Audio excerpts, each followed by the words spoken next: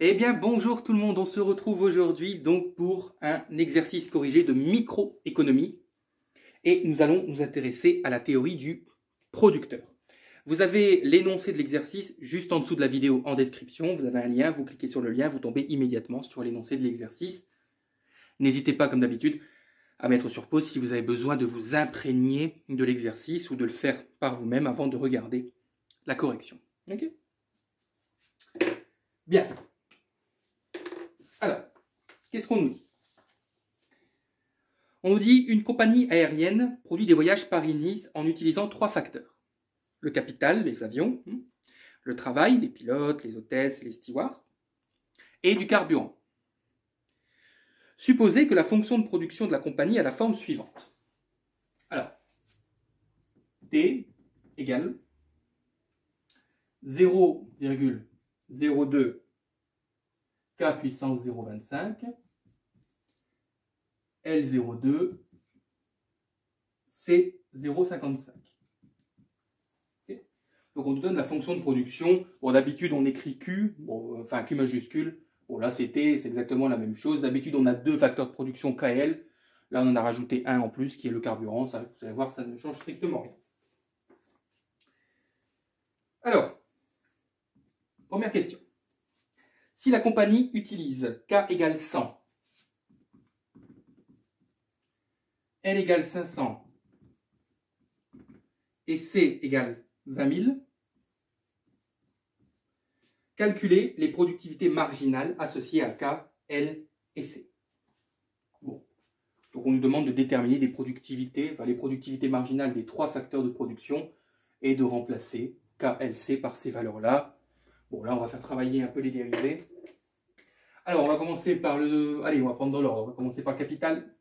Donc, on va déterminer la productivité marginale du capital. Je rappelle que la productivité marginale du capital, c'est la dérivée de la fonction de production par rapport au capital. Okay, on écrit ça comme ça. Vous pouvez écrire T' de K, si vous voulez. Ça dépend, il y a plusieurs écritures. Alors, attention. Donc, le 0,02, la constante reste... multiplié, donc on fait tomber la puissance, ça fait 0,25 K.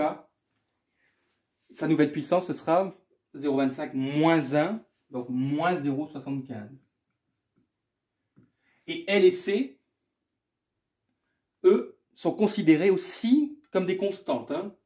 Étant donné que je dérive par rapport à K, K c'est ma variable. Si vous préférez, dans une fonction f de x, on dirait que K c'est le x. Donc tout ce qui n'est pas K est une constante. Vous pouvez dire c'est un réel. Donc, si on a gardé le 0,02, on gardera aussi L et C qui sont des constantes. Donc, L 0,2 et C 0,55. Je ne mets pas toujours les produits entre eux, mais vous savez bien que c'est des multiplications. Ok, alors est-ce que j'ai simplifié 0,02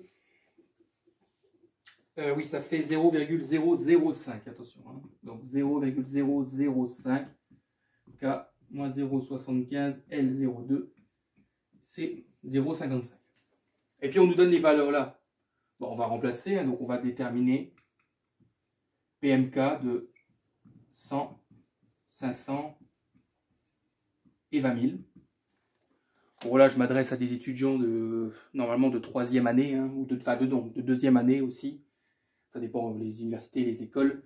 Bon, je pense que là j'ai pas besoin de réécrire, vous remplacez K par 100, L par 500 et C par 20 000. Vous tapez tout ça sur votre calculatrice. Et vous allez obtenir 1,27. Ok.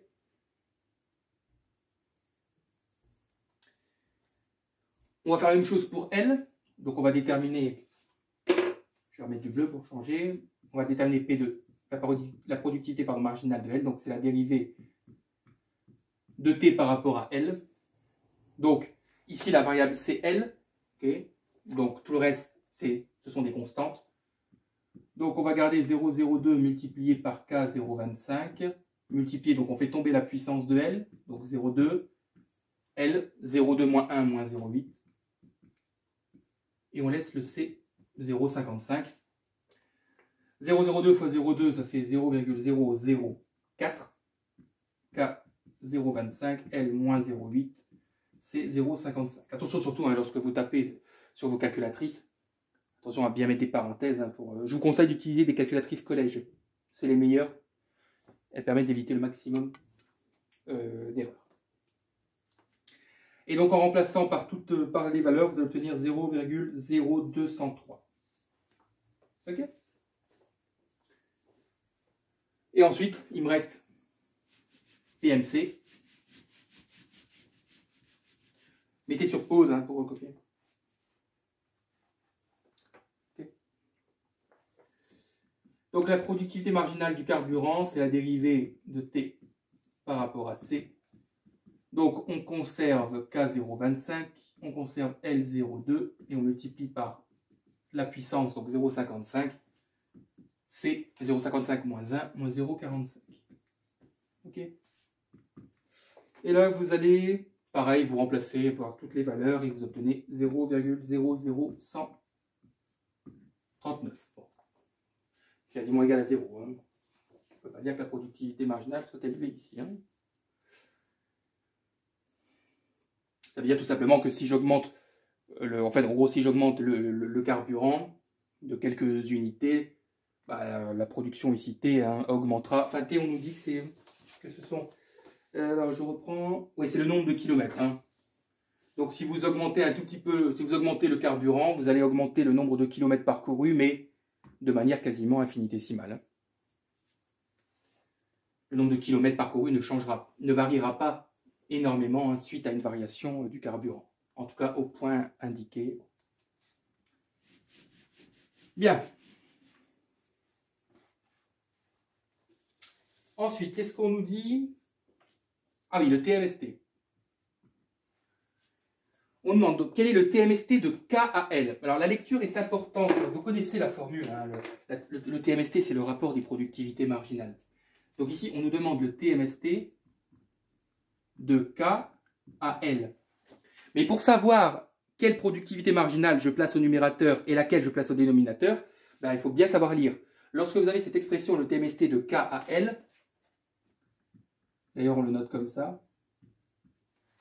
TMST, K, une petite flèche L. Nous mettons le second au numérateur. Donc, on mettra la productivité marginale du travail au numérateur. Et donc, la productivité marginale du capital au dénominateur. Ok? Alors, on avait déterminé les productivités marginales, je vous rappelle, à la question précédente. Donc, PML, on avait 0,004 K0,25, L-0,8, C0,55, le tout sur PMK. Alors, on avait 0,005 K-0,75, L02, c'est 0,55. Alors, c'est pas fini, hein, ne laissez pas ça comme ça. On va simplifier, ça va nous permettre de nous entraîner pour les exercices d'optimisation. Lorsqu'on nous demandera, vous allez voir, de minimiser les coûts ou de maximiser le profit, on va retrouver hein, ce genre de fraction et donc vous allez devoir la simplifier au maximum. Alors, je mets ici. Bon, ce qu'on peut faire, vous voyez, ce qui est bien, c'est qu'on peut couper ici en 4 fractions. 1, 2, 3 et 4. Pourquoi? Parce qu'on n'a que des produits au numérateur et que des produits au dénominateur. Donc, on peut tout couper. Donc, je peux écrire 0,004 sur 0,005. Permettez-moi, je l'écris comme ça, mais je vais tout de suite effacer. Permettez-moi d'écrire 4/5. Ouais. Oui, d'accord. Donc, on aura du 4/5. Multiplier. Alors, pour ceux qui ne le savent pas, donc là, encore une fois, je m'adresse à des étudiants, pas à des lycéens, donc pour vous, ça devrait être beaucoup plus facile. Voilà, ce qu'on va faire, c'est qu'on va passer le K, puisqu'en fait, le K ici, la variable est identique. Ce qui est différent, c'est juste la puissance. Donc, ce que je vais faire, c'est que je vais passer la puissance négative en haut, et elle va devenir positive. C'est-à-dire qu'au au numérateur, enfin, il n'y aura plus de fraction, hein, du coup, puisque le dénominateur passera au numérateur. J'aurai K puissance 0,25 plus 0,75. Ah bah tiens, ça fait K puissance 1. Multiplié par le L, faites toujours passer la puissance négative soit en bas, soit au-dessus. Mais laissez toujours la puissance positive là où elle est. Donc ici, vous voyez, la puissance négative, elle est au numérateur. Donc je vais la faire passer au dénominateur, c'est pareil. En fait, ce qu'il faudra, c'est vous additionner les puissances. Ça fait 0,2 plus 0,8. Ah bah ça fait aussi puissance 1. Attention, là, L se trouve au dénominateur. Donc ça fera 1 sur L. Et le C, bah, lui, C0,55 sur C0,55, et bah, ça fait 1. Donc, alors si on regroupe tout ça avec une même fraction, ça fait 4 fois K fois 1, ça fait 4K. Sur 5 fois L. Ça fait 5L. Ça, c'est le TMST de K à L. Ok. De toute façon, lorsque vous avez ce genre de fonction de production avec des puissances, ce qu'on appelle des fonctions Cobb-Douglas, vous devez toujours, lorsque vous déterminez le TMST, retrouver des puissances 1. C'est une manière de vérifier vos résultats. Okay. Alors, on nous demande la même chose, mais pour le TMST de K à C. Donc là, faites-le avant, hein, mettez sur pause si vous voulez faire d'abord le calcul vous-même. TMST de K à C, c'est ça? J'ai un énoncé, moi, qui est tout petit. Oui, c'est ça, TMST de K à C.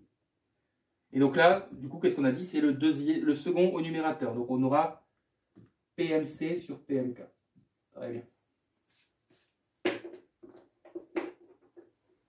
Ça aussi, on les a... Les productivités marginales, les trois, on les a déterminées lors de la première question.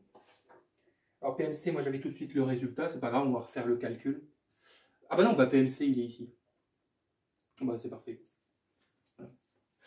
Donc on va avoir du coup 0,02 multiplié par 0,55, hein, je regroupe simplement les constantes, multiplié par K 0,25, L 0,2, C moins 0,45. Okay. Sur PMK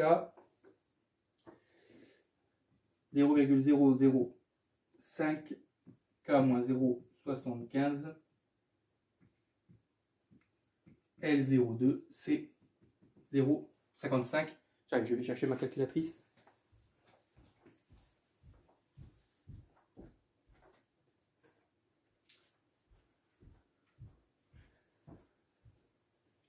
Alors 0,02 multiplié par 0,55, ça fait 0,011. Donc là, j'ai juste calculé hein, pour le moment. On y va doucement. Sur 0,05K moins 0,75, L02, c'est 0,55. Bien. Je poursuis ici. Comme le TMST juste avant, on va séparer hein, les constantes avec les constantes, les K avec les K, les L avec les L et les C avec les C. Donc on va faire 0,011. Donc là, on aura 11 cinquantièmes. Okay. Alors les K, qu'est-ce qu'on fait? Où est le négatif? Où est la puissance négative? Elle est en bas. Donc on la fait remonter en haut. Elle devient positive. Ah bah oui, du coup, on va bien retrouver K. Ok, c'est bon. L, bah L02 sur L02. Bon, ça fait 1. Et le C, c'est la puissance est négative en haut. Donc on la fait passer en bas. Donc ça fait aussi 1. Donc on aura 1 sur C. Je vous dis, c'est un moyen de vérifier vos résultats.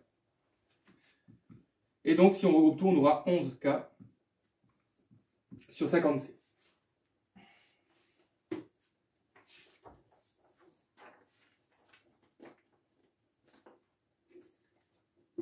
Ok.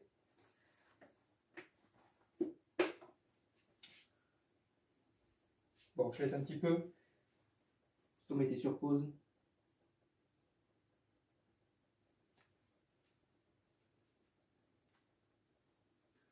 Bien.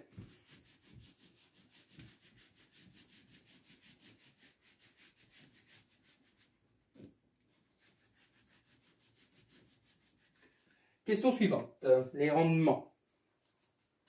Est-ce que la fonction de production a des rendements constants, croissants ou décroissants? Okay.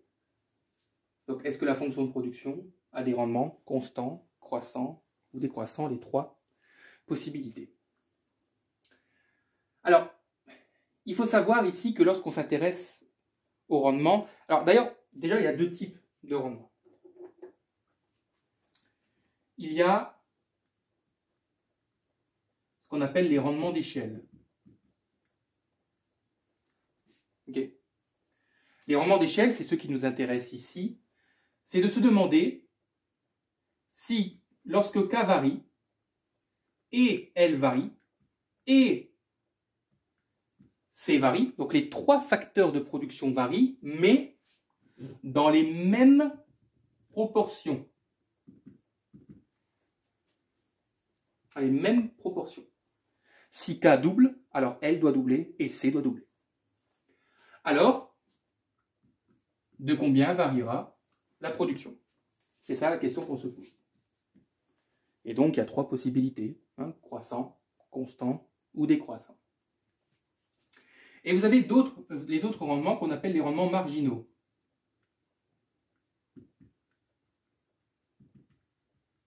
Les rendements marginaux, on peut aussi les appeler les rendements factoriels. Alors, la différence ici, c'est que lorsqu'on s'intéresse aux rendements marginaux, aux rendements factoriels, un seul des facteurs de production varie. Donc, soit K varie, soit L, soit C. Mais pas les trois en même temps et pas deux en même temps. Autrement dit, si K varie, on doit supposer que L et C sont fixes, c'est-à-dire eux ne varient pas. Si L varie, alors nous devons supposer que c'est K et C qui ne varient pas. Et si C varie, nous devons supposer que c'est L et K qui ne varient pas. Et ici, bien sûr, c'est la même question de combien varie la production. Bah, ça, ça porte un autre nom. Hein. C'est ce qu'on a calculé lors de la première question. Ce sont les productivités marginales. Ah oui, parce que la productivité marginale du travail, c'est la dérivée de la production par rapport au travail. On peut aussi l'écrire comme ça. Hein. C'est la variation de la production par rapport à la variation du travail. Ça veut dire, lorsque le travail varie, de combien la production varie. Bah oui, les productivités marginales sont des rendements factoriels, sont des rendements marginaux. Ok. Ici, nous, dans la question qu'on nous pose, puisqu'on a déjà traité les rendements marginaux, ce sont les rendements d'échelle. Déjà, puis ça n'a pas de sens de dire qu'un rendement factoriel est croissant, constant, décroissant, ça n'a pas de sens. Lorsqu'on s'intéresse ici à la constance, à la croissance ou à la décroissance, on s'intéresse toujours au rendement d'échelle. Mais bon, c'était juste pour faire une petite petite partie courte, vite fait. Alors, qu'est-ce que je vais faire? Eh bien, je vais faire varier K, L et C. Bah oui, mais de combien?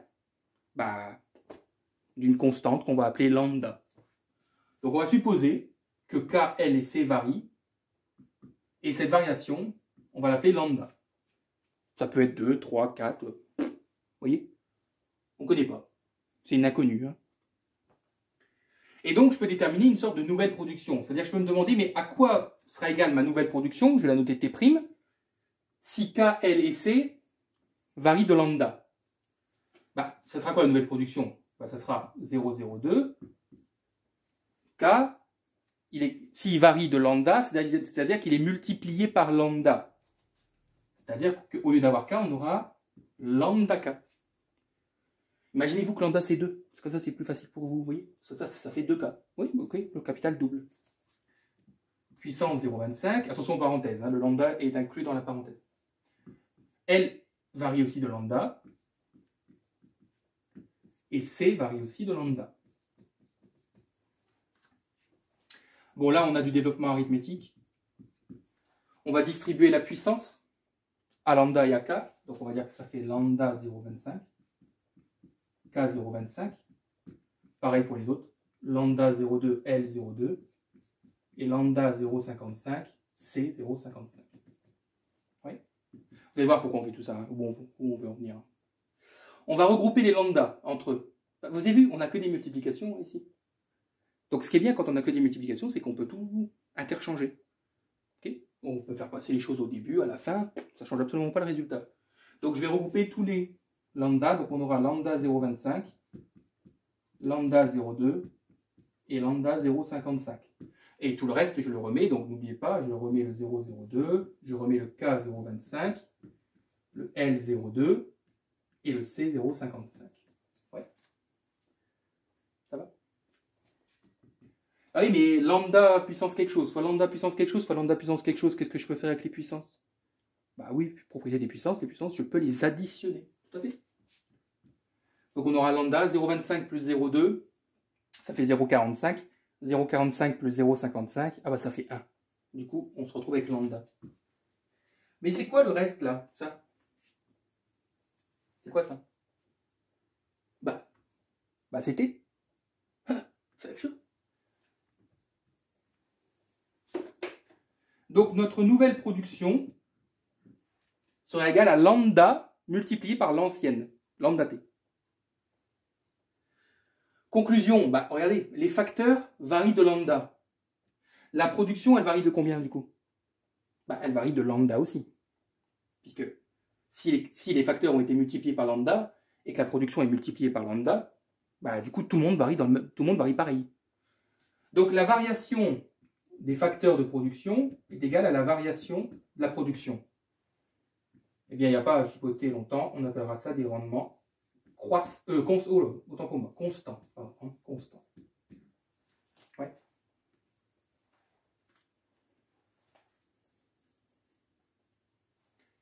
Il y a une autre manière de le dire.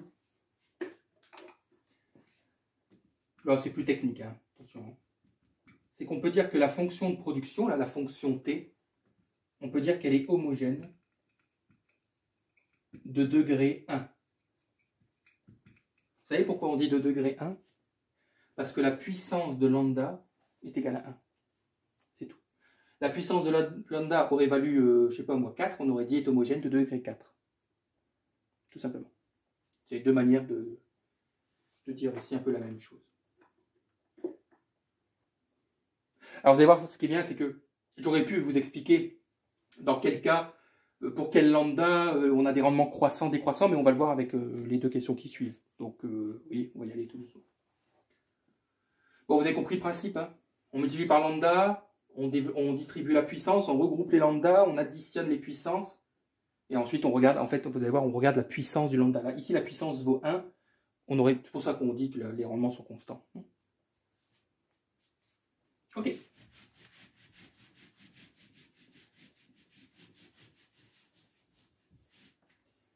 Alors, on nous demande, quelle serait votre réponse si petit c était égal à moins 0,2?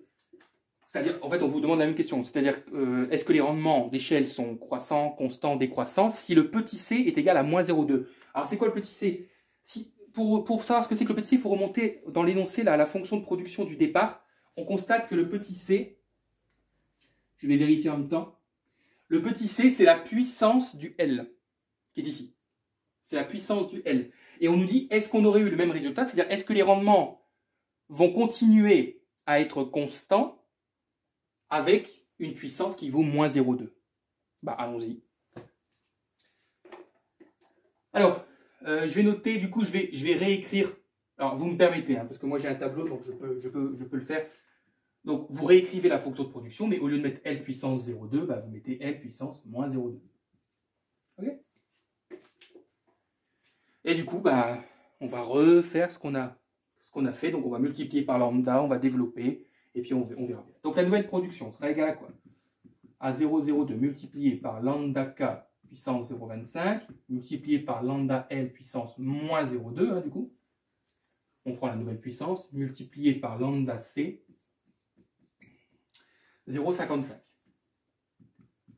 On aura donc 0,02 multiplié par lambda puissance 0,25, K 0,25, lambda moins 0,2, L moins 0,2, lambda 0,55, C 0,55. Ok?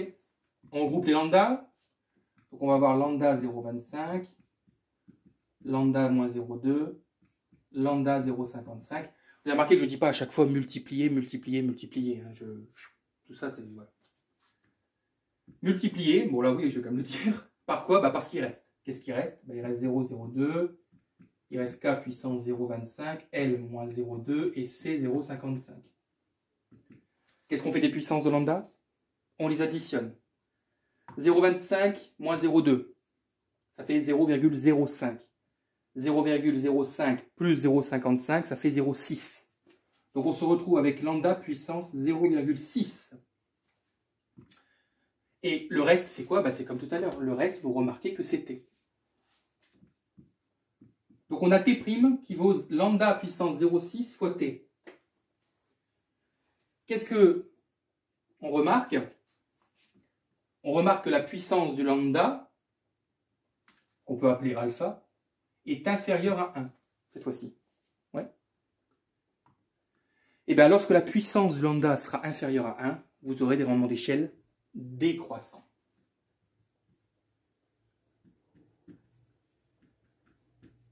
Des rendements d'échelle décroissants. Ça veut dire que, en gros, si vous multipliez vos facteurs de production par 2, votre production sera multipliée par moins de 2. C'est-à-dire que la production varie de manière moins proportionnelle que les facteurs de production. Ok? C'est ça que ça veut dire, les rendements d'échelle décroissants. Mathématiquement, ça s'explique très bien, le fait qu'on ait une puissance qui est inférieure à 1. Bah, si vous prenez n'importe quel lambda, donc je ne sais pas, prenez lambda égale 2, bah, faites 2 puissance 0,6. Bah, 2 puissance 0,6, ça sera inférieur à 2. C'est-à-dire que lambda puissance 0,6 sera toujours inférieur à lambda. C'est ça que ça veut dire. Ouais. Vous voyez, il y a tellement de manières de le dire que... On peut dire aussi que la fonction de production est homogène de degré 0,6. Et la dernière, c'est si petit c égale 1,2. Bon, on va le faire, mais vous doutez bien du résultat. Donc mettez sur pause, hein, on va recopier.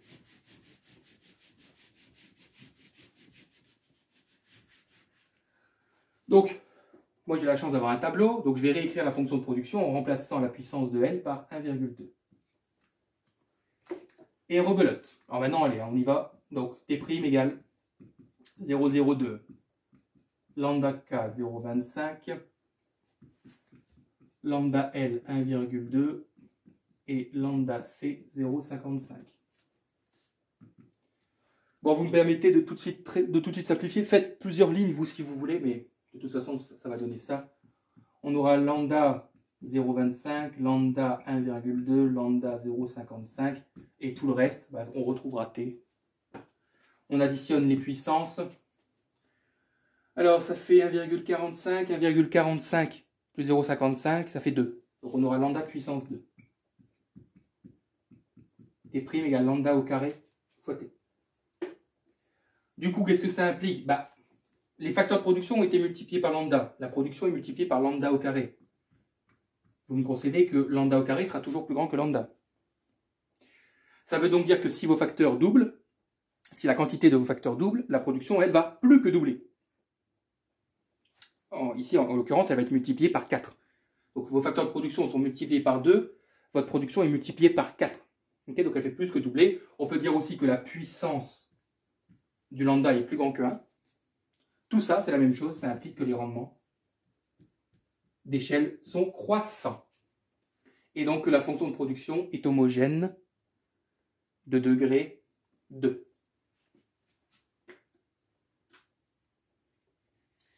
Ok? Je regarde parce que si sur votre énoncé il y avait d'autres questions. Non, c'est tout. Oui, non, c'est tout. C'était un petit exercice. Hein. Le prochain, ce sera un exercice d'optimisation. Donc, on va devoir maximiser le profit ou minimiser les coûts, c'est pareil, en utilisant la méthode du Lagrangien. Okay. Voilà, c'est tout pour aujourd'hui. Donc, n'hésitez pas bien sûr à liker et à vous abonner pour soutenir la chaîne. Et on se retrouve du coup très bientôt pour de nouvelles vidéos.